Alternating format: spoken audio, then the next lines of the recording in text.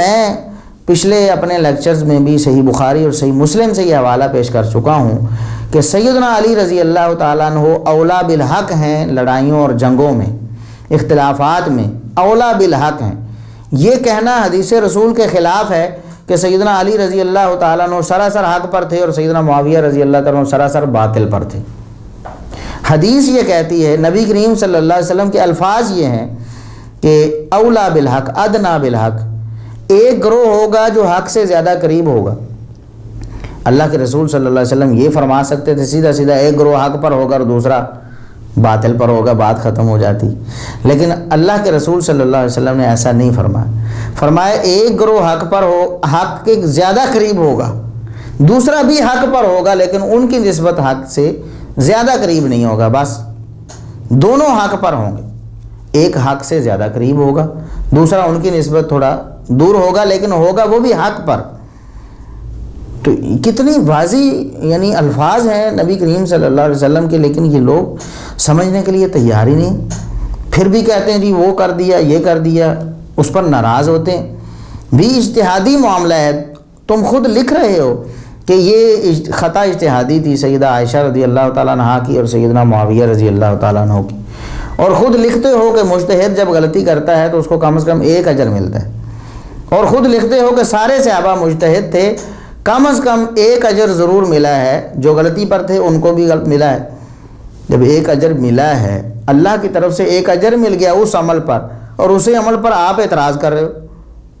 آپ ناراض ہو رہے ہو، آپ کہتے ہو ہمارے دل میں رنج ہے، یہ تو اللہ کا مقابلہ کرنے والی بات ہوئی نا۔ اللہ اجر دے رہا اور آپ کہتے ہیں نہیں ہم ناراض ہیں۔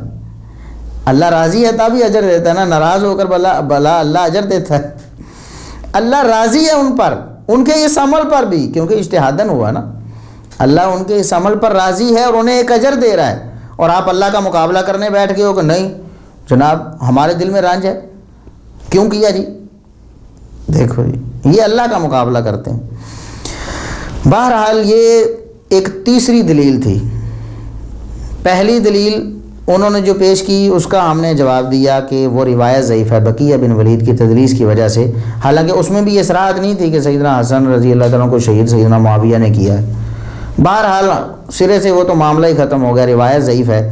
مرزا صاحب پر یہ بوجھ ہے تا قیامت کہ وہ اس روایت کو صحیح ثابت کریں، سما کی تصریح پیش کریں یا پھر اعلانیہ رجوع کریں، کیونکہ وہ لوگوں کو کہتے ہیں میں جی صحیح الاسناد روایتیں پیش کرتا ہوں۔ دوسری دلیل انہوں نے پیش کی جی بینیفیشری سیدنا معاویہ رضی اللہ تعالیٰ عنہ تھے شہادت حسن کے۔ اس کا جواب ہم نے الحمدللہ دیا کہ نہ لاجیکلی کسی طرح بھی یہ ثابت نہیں ہوتا کہ بینیفیشری سیدنا معاویہ تھے۔ ہاں البتہ پھر اس لاجک کے مطابق ناسبی ظالم جو سیدنا علی رضی اللہ تعالیٰ عنہ پر جھوٹا الزام لگاتے ہیں،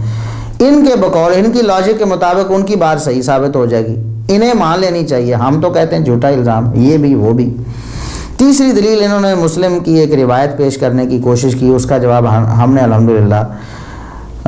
علامہ نووی رحمۃ اللہ علیہ سے نقل کیا، جو بہترین شارح حدیث ہیں،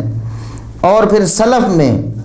سیدنا عبداللہ بن عمر بن عاص رضی اللہ تعالیٰ عنہ اسی حدیث میں بتا رہے ہیں کہ جو لڑائیاں ہوئی ہیں، جو جنگیں ہوئی ہیں، ان میں موقف کیا اختیار کرنا ہے،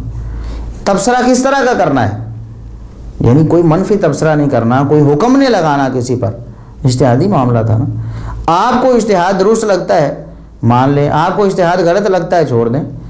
ایسے ہی ہے۔ کسی صحابی کا کوئی اجتہاد کسی فقہی مسئلے میں بھی آتا ہے، ہمیں درست لگتا ہے ہم اسے قبول کر لیتے ہیں، ہمیں لگتا ہے کہ کسی وجہ سے حدیث نہ پہنچنے کی وجہ سے یا انہیں اس حدیث کی صحیح سمجھ نہیں آئی، دوسرے صحابہ کو جو راوی ہیں انہیں صحیح سمجھ آ گئی تو ہم اس فہم کو لے لیتے ہیں، احترام کے ساتھ اس کو چھوڑ دیتے ہیں، لیکن اللہ نے اس پر بھی انہیں ایک اجر دے دیا، اجتہادی غلطی پر بھی۔ یہی طریقہ ہوتا ہے۔